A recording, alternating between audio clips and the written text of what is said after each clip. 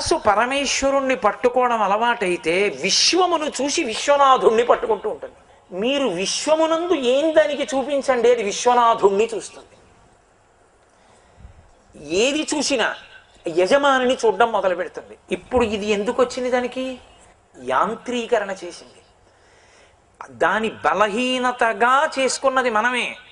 దాన్ని బలంగా మీరు చేసుకోవడం అలవాటైపోతే అసలు అందుకే వివేకానందుడు అంటాడు, పూజ గదిలో పూజ చేయడం తప్పు కాదు, పూజ గదిలోనే చచ్చిపోవాలనుకోవడం తప్పు.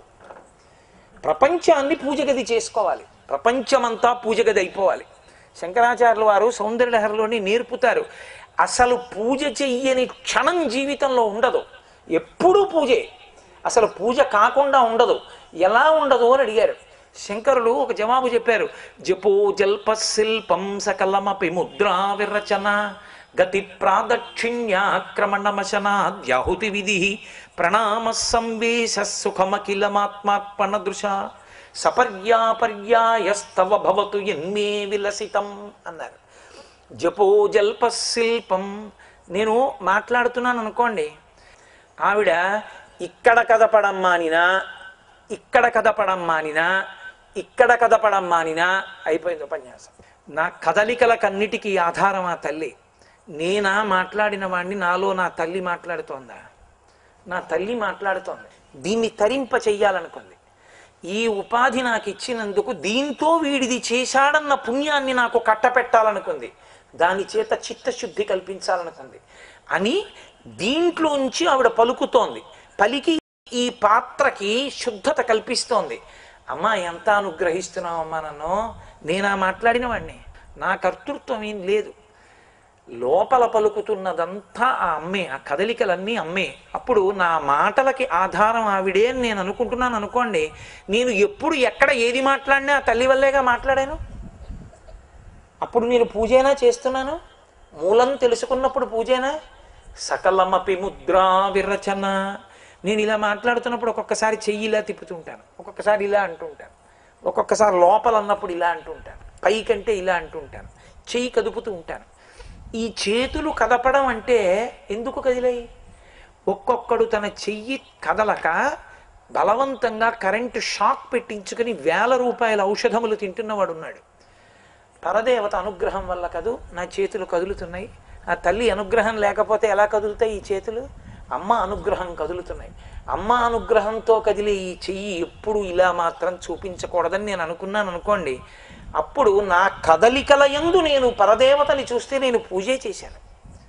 సకలమపి ముద్రా విరచన గతి ప్రాదక్షిణ్య. నేను నడిచాను అనుకోండి, మా అమ్మ అనుగ్రహం ఈ కాళ్ళు ఇలా కదులుతున్నాయి అని నేను అనుకుని, అమ్మ నన్ను కదుపుతున్నావా, గుడికి తీసుకెళ్ళావా, కూర్చోబెట్టావా అని నేను అన్నాను అనుకోండి, నేను నడచిన నడకలన్నీ పరదేవతకి నేను చేస్తున్న ప్రదక్షిణాలే.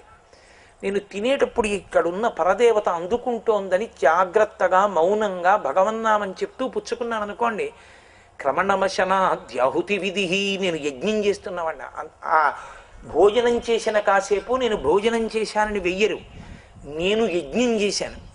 నాకు వడ్డన చేసిన వాళ్ళు హవిస్సు తెచ్చి అక్కడ పెట్టారు, యజ్ఞానికి హవిస్సు పెట్టారు. ఇప్పుడు పెట్టినందుకు వాళ్ళకు పుణ్యం, తిన్నందుకు నాకు పుణ్యం లేదు.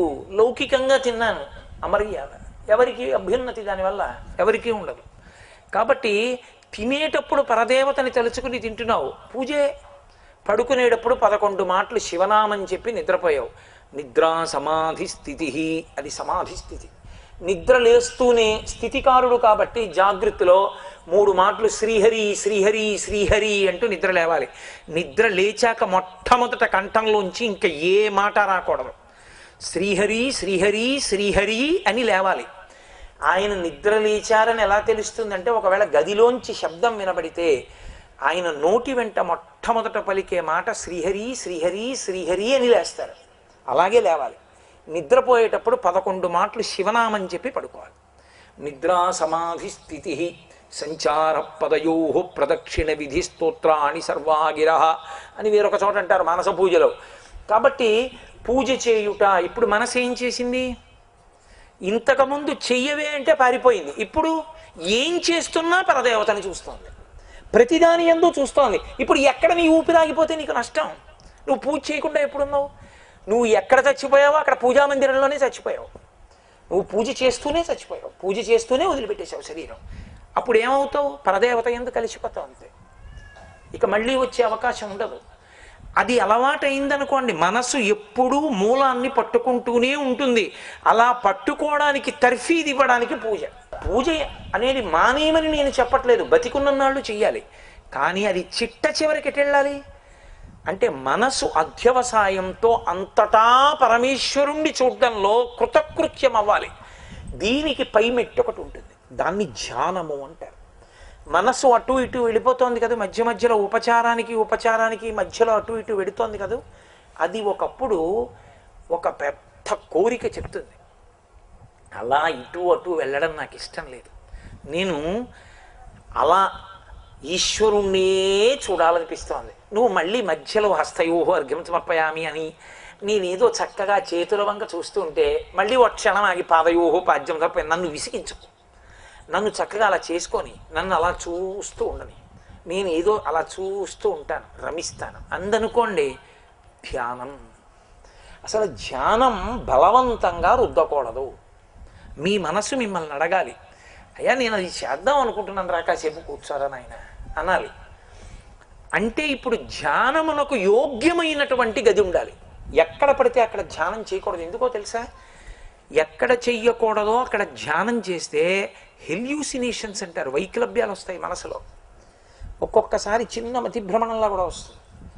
అలా ఉండకూడదంటే సరి అయిన సమయం బ్రాహ్మీ ముహూర్తం. బ్రహ్మ ముహూర్తం అంటే తెల్లవారుజామున 4 గంటల నుంచి 6 గంటల వరకు యోగ్యమైన కాలం ధ్యానానికి. కారణం ఏమిటో తెలుసా? ఆ సమయంలో వాతావరణం అంతా కూడా మనసు నిలబడడానికి యోగ్యతని పొంది ఉంటుంది. గురువు లేని వాళ్ళకి కూడా గురువుగా ఉండడానికి యోగ్యత ఉన్న ఏకైక వ్యక్తి ఈ భూప్రపంచంలో శంకరులు ఒక్కరే. ఆదిశంకరులకొక్కరికే ఉంది ఆ అర్హత. అందుకే శృతి స్మృతి పురాణానాం ఆలయం కరుణాలయం నమామి భగవత్పాద శంకరం లోకశంకరం. శంకర భగవత్పాదులని పేరు ఆయనకి. దేశికులు అంటారు. భవశంకర దేశికమే శరణం అంటారు తోటకాష్టకంలో, తోటకాచార్యుల వారు. ఆయనకి దేశికుడు అని పేరు. రెండవది భగవత్పాదులు అని పేరు. దేశికుడు అంటే మీకు మార్గనిర్దేశము చేయువాడు. ఆయనకి ముందు నమస్కారం చేస్తే ఆయన నడిపిస్తారు. ఆయన భగవత్పాదులు. ఆయన పాదములు పట్టుకుంటే అవి మిమ్మల్ని భగవంతుడి పాదముల దగ్గరికి చేర్చేస్తాయి. అందుకని ఆయనకి భగవత్పాద అని పేరు. అటువంటి శంకర భగవత్పాదులు పరమ ప్రశాంతంగా ఉంటారు, చక్కగా కూర్చుని ఉంటారు. ఆ కూర్చుని ఉన్నటువంటి శంకర భగవత్పాదుల వారి యొక్క పాదముల వంక చూసి శిరసా నమస్కరించి ధ్యానమునకు కూర్చోవాలి. పెద్దలు ఏం చెప్తారంటే, ధ్యాన నిష్ట కలగాలి అంటే ధ్యానానికి కూర్చునే ముందు అరవిరిసినటువంటి చైతన్య పుష్పముల వంక చూడాలి కాసేపు. మనసుని మెల్లమెల్లగా కుదురుకునేటట్టు చెయ్యాలి. అందుకే ప్రవచనం చేసినా ధ్యానం చేసినా రాటపాతడం అంటారు. రాటపాతేవాడు రాటపాతి వెళ్ళిపోకూడదు. ఓ గొయ్యి తీస్తాడు గుణపంతో, అందులో రాట పెడతాడు, మట్టి పోసి కాలుతో తొక్కుతాడు. తొక్కి 4 రాళ్ళు వేసి గుణపాన్ని తిప్పి కొడతాడు. కొట్టి వెళ్ళిపోడు, తనే ఊపుతాడు. ఇంకా కొంచెం వదులుగా ఉంది, బాగా ఊపుతాడు. ఇలా ఊపితే మట్టి లోపలికి కుదురుకుంటుంది. అప్పుడు మళ్ళీ కొంచెం మట్టి రాళ్ళు పోసి మళ్ళీ గుద్దుతాడు. ఇప్పుడు ఊపుతాడు, కదలటం లేదు, వెళ్ళిపోతాడు. ఇప్పుడు రాటపాతినట్టు ఉండాలి ధ్యానం. అందుకని ఏం చేస్తారంటే ముందు చైతన్య కుసుమముల వంక చూస్తారు, కాసేపు అరవిరిసిన పూల వంక చూడాలి. అవి మనసు నిశ్చలంగా కూర్చోవడానికి మార్గాన్ని ఇస్తాయి. 2 చాలా సన్నటి అగరు ధూపం ఉండాలి. అది సాంబ్రాణి ధూపం అయి ఉండాలి. ఇవాళ వచ్చే అగరవత్తులు రసాయనాలతో ఉంటాయి, అది ఊపిరితిత్తుల వ్యవస్థని పాడు చేస్తాయి. ధూపం మంచిది. ధూపం అంటే మనం వేసినప్పుడు అది సాంబ్రాణి అంటారు. సాంబ్రాణికి ఒక లక్షణం ఉంటుంది, అది ఉగ్రభూతములను తోసేస్తుంది, మనసుని భగవంతుడి దగ్గర నిలబెడుతుంది. అందుకే సాంబ్రాణి వేసి ఉందనుకోండి, సన్నగా రావాలి, పెద్ద పొగొస్తే దగ్గు వచ్చేస్తుంది. సన్నటి సాంబ్రాణి వేసి ఉండి మీ ఎదురుగుండా మీకు నిశ్చలంగా మనసు నిలబడడానికి మీకు అత్యంత ప్రశాంత స్థితిలో ఉన్నటువంటి పరమేశ్వర మూర్తి వంక చూడాలి. శంకర భగవత్పాదులు సౌందర్య లహరిలో మనం అలా అందుకోవడానికి వీలుగా 2 శ్లోకాలు ఇచ్చారు. అందులో మీరు మొట్టమొదట కాసేపు దీపం వంక చూడాలి. ఎందుకో తెలుసా? మనసు చాలా తొందరగా తీసేసుకునేది ఏదంటే దీపాన్ని తీసుకుంటుంది, దీప శిఖని పుచ్చుకుంటుంది. మీరు ప్రమిద వేసి దీపం వెలిగించి కూర్చున్నారనుకోండి, కాసేపు ఆ దీపం ప్రమిద వంక మీరు అలా చూసి ఇలా కళ్ళు మూసారనుకోండి, అది ఇలా కదులుతూ దీపశిఖని చూపిస్తుంది, వెంటనే కనబడుతుంది. మీరేం దానికి పెద్ద ప్రయత్నం చేయక్కర్లేదు. కాబట్టి జ్యోతిస్వరూపాన్ని ఒక్క నిమిషం పాటు అలా చూసి కళ్ళు మూయడంతో ప్రారంభం చెయ్యాలి. అసలు నిజానికి ధ్యానం ఎక్కడ మొదలు పెడతారంటే ఆ జ్యోతి మీద మొదలు పెడతారు. ఒక్క ఆ జ్యోతి స్వరూపం, దాని కదలికలు, అది నిశ్చలంగా ఉండడం, ప్రమిదలో అది వెలగడం మీద ధ్యానం చేయాలి. ధ్యానం ఎందుకు అవుతుంది అంటే మీకు నేను ఒక రహస్యం చెప్తాను. ఇది నేను పతంజలి యోగశాస్త్రంలోంచి చెప్తున్నాను. పతంజలి యోగశాస్త్రంలోంచి చెప్తున్నాను. ధ్యాన ధ్యాతృధ్యేయ రూప అని లలితా సహస్రంలో అమ్మవారికి పేరు. మీరు ధ్యానానికి కూర్చోగానే 3 ఉంటాయి. ఒకటి ధ్యానము చేస్తున్న మీరు, రెండవది మీరు ధ్యానం చేస్తున్న వస్తువు, 3 మీరు చేస్తున్న ధ్యానం. ఇది మీరు ధ్యానం చెయ్యగా 3 ఒకటిలోకి వెళ్ళిపోవాలి. 2 మీరు దేన్ని ధ్యానం చేస్తున్నారో దానిలోకి మిగిలిన 2 వెళ్ళిపోవాలి. వెళ్ళిపోవడం అంటే ఏమిటో తెలుసా? మనసు ఇంద్రియ శక్తుల్ని వెనక్కి తీసుకుని దాంట్లోకి వెళ్ళిపోవాలి. అదొక్కటే మిగిలిపోతుంది. అప్పుడు పక్కన ఏదైనా చిన్న చప్పుడు అయిందనుకోండి, ఇక చెవు పుచ్చుకోదు, వింటుంది కానీ మనసు పుచ్చుకోదు. కన్నుల ముందు ఏదైనా కదిలినా తెలియదు, కనులు పుచ్చుకోవు, అంటే మనసు పుచ్చుకోదు కళ్ళ ద్వారా. అప్పుడు ఏమవుతుందంటే మీరు ప్రయత్నం చేసి తెలుసుకుంటానంటే మీకు అది తెలియదు.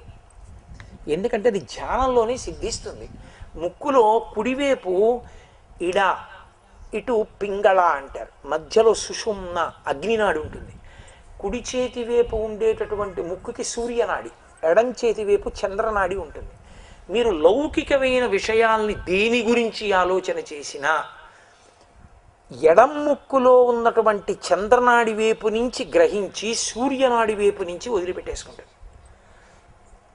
మీరు అనుద్వేగకరమైనటువంటి భగవంతుని యొక్క పాదముల వంక చూడడం మొదలు పెడితే సూర్యనాడి వైపు నుంచి తీసుకుని చంద్రనాడి వైపు నుంచి విడిచిపెట్టడం ప్రారంభం చేస్తుంది. అలా ప్రారంభం చేసింది అని గుర్తేమిటో తెలుసా? మీరు గమనించడం కుదరదు. మీరు గమనిస్తే మళ్ళీ దాటిపోయింది, మీరు మళ్ళీ విడిపోయారు. మీరు ధ్యానంలోకి వెళ్ళిపోగానే మారిపోతుంది. యోగంలో మారిపోగానే మీ శరీరంలో ఉన్న వ్యవస్థ అంతా కూడా దిద్దుబాటు అయిపోతుంది, ఆయుర్దాయం పెరుగుతుంది. కారణం ఏమిటంటే మరాళి మందగమన, ఊపిరి వేగంగా ఉండదు, మెల్లగా పుచ్చుకొని మెల్లగా వదిలిపెడుతుంది. ఆయుర్దాయం ఊపిరిల మీద ఉంటుంది. మనసు నిశ్చలం అవుతుంది, ఉద్వేగములన్నీ అణిగిపోతాయి, రక్తపోటు నియంత్రింపబడుతుంది, హృదయానికి ఎంతో విశ్రాంతిగా ఉంటుంది, మీ మనసు బరువు తీరిపోయి ఎంతో హాయిగా ఉంటుంది. మీరు ఏది ధ్యానం చేస్తున్నారో దాని మీదే నిలబడిపోతుంది. అయితే మొదట ఒక వస్తువునే పట్టుకుని ఉండు అంటే అది ఉండదు, అక్కడ కూడా మళ్ళీ వెళ్ళిపోతూ ఉంటుంది.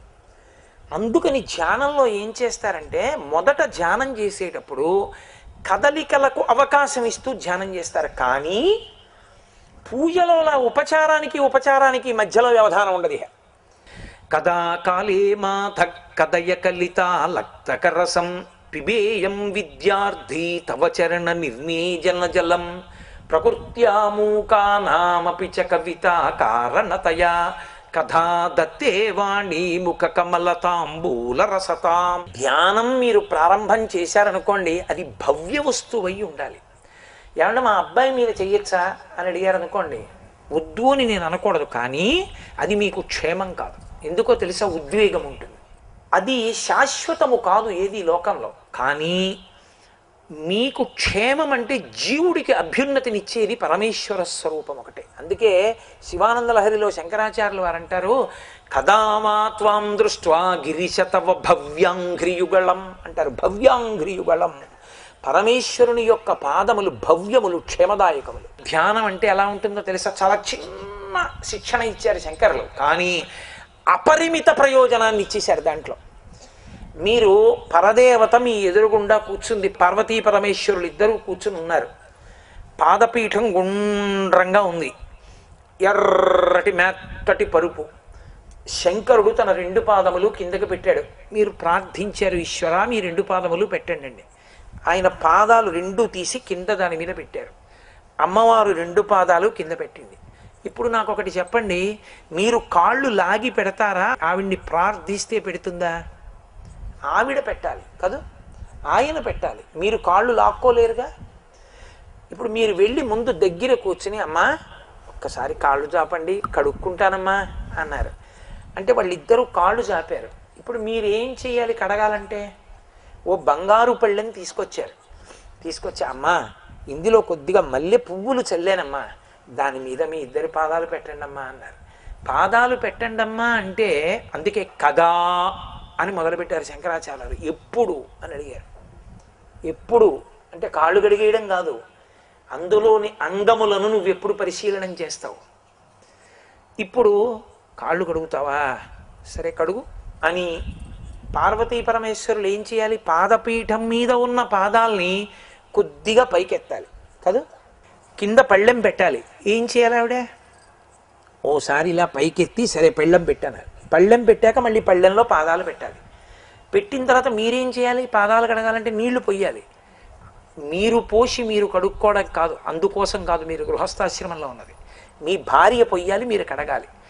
ఇప్పుడు బంగారు బిందెతో నీళ్లు పొయ్యలే, కాళ్ళు కడుగుతానన్నారు. ఇప్పుడు ఆవిడ ఏం చేస్తుంది? వంగి బంగారు బిందెతో నీళ్లు పోస్తోంది. అప్పుడు పార్వతీదేవి పరమేశ్వరుడు ఏం చేయాలి? అలాగే పోయించుకుంటే పంచ ఏమవుతుంది? తడిసిపోతుంది. కాబట్టి పరదేవత పరమేశ్వరుడు కూడా ఓసారి ఆ బట్ట ఇలా పట్టుకోవాలి. ఇలా పట్టుకుంటే పరమేశ్వరుని యొక్క చరణ మంజీరములు కనపడతాయి, వాటి మువ్వలు కనపడతాయి, తెల్లటి పాదములు కనపడతాయి. దానికి వశిష్ఠాది సప్తర్షులు అలదినటువంటి గంధం కనపడుతుంది, దానికి పెట్టిన లత్తుక కనపడుతుంది, అమ్మవారి పాద మంజీరములు కనపడతాయి, అమ్మవారి పచ్చటి పసుపు కనపడుతుంది, చుట్టూ పెట్టిన లత్తుక కనపడుతుంది. ఇప్పుడు మీరు భార్య బంగారు బిందెతో నీళ్లు పోస్తోంది. ఇలా పోస్తూ ఉంటే మీరు కుడి చేత్తో పాదాలు ఇలా కడుగుతున్నారు. మెత్తటి పాదాలు చేతులకు తగులుతూ ఉంటే మీరు పొంగిపోతూ కడుగుతున్నారు. కాసేపటికి నీళ్లు పళ్ళెల్లో నిండి పాదాలు అడుగునున్నాయి. ఇప్పుడు కొంచెం ఉబ్బినట్టు కనపడతాయి, నీళ్లలోంచి కనపడితే కాస్త ఉబ్బినట్టు కనపడతాయి.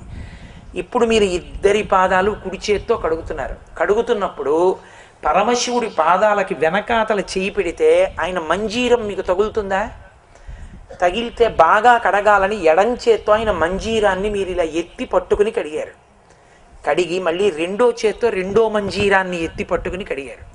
అమ్మ దగ్గరికి వచ్చేటప్పటికి అమ్మవారి మంజీరాన్ని పైకి ఎత్తి పట్టుకుని అమ్మ పాదాలు కడిగారు. పసుపు కరిగిపోయింది, లత్తుక కరిగిపోయింది. శంకరుడి పాదాలకున్న గంధం కరిగిపోయింది, లత్తుక కరిగిపోయింది. అమ్మవారి వేళ్ళు ఇలా అంటుంటే మట్టెలు తగులుతున్నాయి, బంగారు మట్టెలు. వేళ్ల మధ్యలోకి మీరు వేళ్ళు పెట్టి గడగలేరు, సౌకుమార్యమైన వేళ్ళు. జాగ్రత్తగా మట్టెని కొద్దిగా ఇలా మెల్లిగా తిప్పి నీళ్లు పోసి కడిగారు. ఇప్పుడు చందనంతో, పసుపుతోటి, లత్తుకతోటి ఆ నీళ్లు నిండిపోయి ఇప్పుడు మీకు పాదములు కనపడవు. ఎందుకని? ఆ నీళ్లు పచ్చగా ఎర్రగా అయిపోయి అడుగునున్నాయి పాదాలు. ఇప్పుడు మీరేం చేస్తారు? ఒక్కసారి ఆ పళ్ళెం వంక నీళ్ల వంక అలా చూసి పరవశించిపోయి, అబ్బా నా స్వామి పాదాలు కడిగిన చేతులని, ఆ తడి చేతుల్ని ఇలా శిరస్సున ఉంచుకుంటారు, ముఖం మీద పెట్టి ఆఘ్రాణిస్తారు. ఉత్తరీయంతో తుడుచుకుని ఉద్ధరిని తీసుకుని ఆ పళ్ళెంలో పాదాలు అలా ఉండగానే ఇలా ముంచి నీళ్లు తీసుకుంటారు. తీసుకుని ఇప్పుడు ఆ నీళ్లు ఇలా చేతిలో పోసుకుని 3 మార్లు లోపలికి పుచ్చుకున్నారు.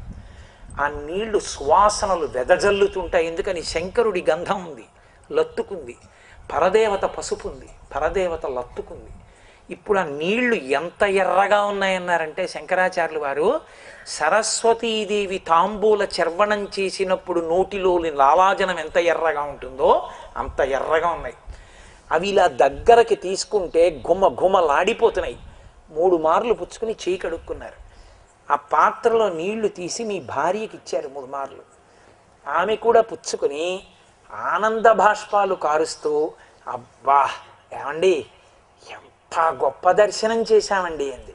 ఇప్పుడు మీరు అమ్మా నాన్నగారండి ఒక్కసారి అన్నారు. మళ్ళీ వాళ్ళ పాదాలు అందులో ఉన్నాయి కదా. ఇప్పుడు మీరు ఆ పళ్ళెం జాగ్రత్తగా నీళ్లు ఒలికిపోకుండా తీసేయాలంటే వాళ్ళ అరికాళ్ళకి అది గీసుకోకూడదు. కాళ్ళు కొంచెం వాళ్ళు పైకి ఎత్తాలి కదా. అప్పుడు మళ్ళీ ఇలా పళ్ళెంలో ఉన్న కాళ్ళు వాళ్ళు ఏం చేయాలి, వాళ్ళు ఇలా పైకి ఎత్తాలి. ఎత్తితే మీరు ఆ పళ్ళాన్ని బయటికి తీసేయాలి. తీసేసి పక్కన పెట్టి అని అడిగితే వాళ్ళు మళ్ళీ ఇలా పెడతారు. పెడితే అప్పుడు మీరు మీ మెత్తటి ఉత్తరీయం తీసి ఆ పాదాలు తుడవాలి కదూ. ఆ పాదాలు తుడిచి గంధం పాత్ర మీ ఆవిడిస్తే తీసుకుని ఆ పాత్రలో ఉన్న గంధాన్ని పరమశివుడి యొక్క పాదాలు రెండిటికి రాయాలి. రెండిటికి రాసేటప్పుడు ఒకవైపు బొటనవేలు నుంచి వేళ్ళు ఇలా ఉంటాయి, ఒకవైపు బొటనవేలు నుంచి ఇలా ఉంటాయి. మెత్తటి దూది ముద్దలు ముట్టుకుంటే ఎలా ఉంటాయో అలా తగులుతుంటాయి ఆ వేళ్ల చివరి భాగాలు. 10 మంది చంద్రులు ప్రకాశిస్తే ఎలా ఉంటాయో అలా ఉంటాయి ఆ తెల్లటి గోళ్ళు. ఇప్పుడు మీరు చందనం తీసుకుని ఆయన పాదానికి రాశారు. అది పచ్చి చందనం, ఇంకా ఆరలేదు, ఒకలా ఉంటుంది పాదం. అమ్మవారి పాదాలకి పసుపు రాశారు. రాసి లత్తుక పాత్ర తీసుకుని, లత్తుక అంటే ఏమీ లేదు, పసుపులో కొద్దిగా సున్నం కలిపి ముద్ద చేస్తారు. ఆ లత్తుక ఇలా ఈ 2 వేళ్లతోటి ఇలా తీసి మొట్టమొదట అమ్మవారి పాదానికి వెనక వైపు నుంచి పెట్టుకు రావాలి. అందుకని అమ్మా అంటే మళ్ళీ ఇలా చీర ఇలా పట్టుకుంది. మీరు ఆ మంజీరాన్ని ఇలా ఎత్తి పట్టుకుని మెత్తగా ఉన్న వెనక నుంచి ఇలా రాసి, ఇలా పక్క నుంచి రాసి, చిటికిన వేలు దగ్గర నుంచి బొటన వేలుకి, బొటన వేలు పక్క నుంచి ఇలా పక్క నుంచి ఇలా లోతుగా ఉన్న దగ్గర నుంచి ఇలా పైకి వెనక్కి రాశారు. రాసి ఒక్క వేలుతో ఇలా ఇలా 2 గీతలు పెట్టారు. ఇలా తీసి మధ్యలో చుక్క పెట్టారు.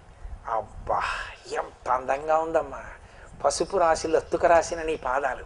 ఇప్పుడు మళ్ళీ ఆ 2వ పాదానికి ఉపచారం చేసి ఇప్పుడు శివుడి వంక చూశారు. గంధం ఆరిపోయింది.